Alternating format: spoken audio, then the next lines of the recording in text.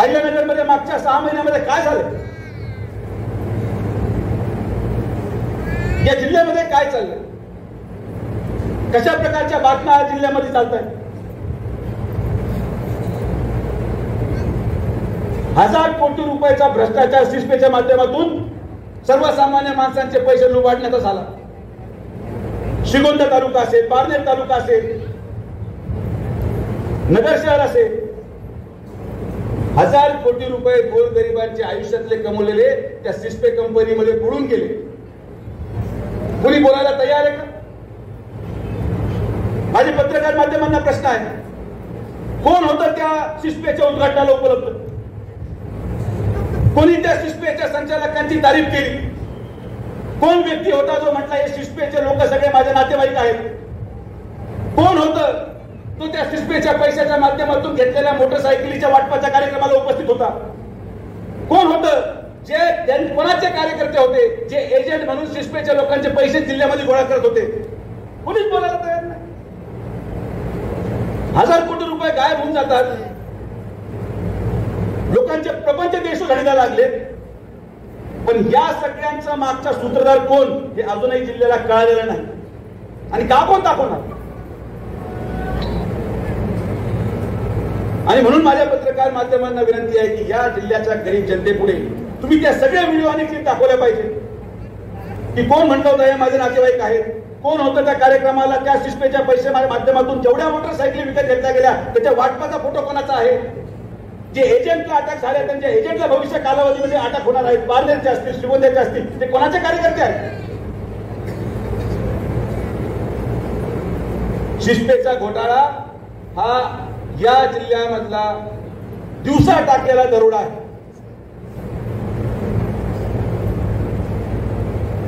Infinity पण त्यातलाच भाग आहे. आणि म्हणून याचा विचार या अहिल्यानगर जिल्ह्याच्या जनतेने केला पाहिजे.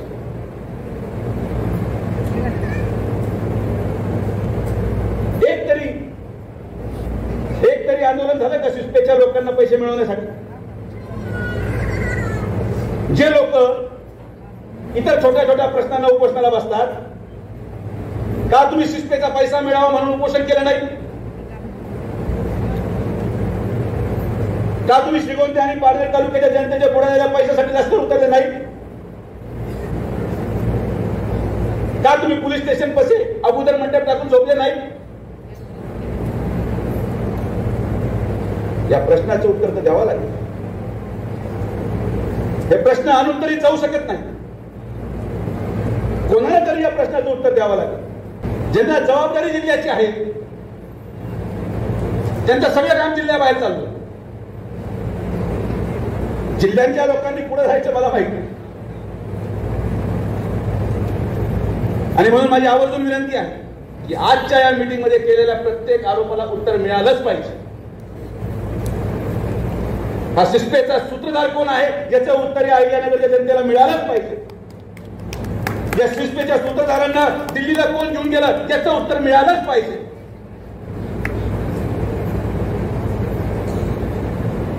कागद आहेत माझ्याकडे, कागदाशिवाय मी बोलतही नाही आणि बोगस आरोप मी करतही नाही.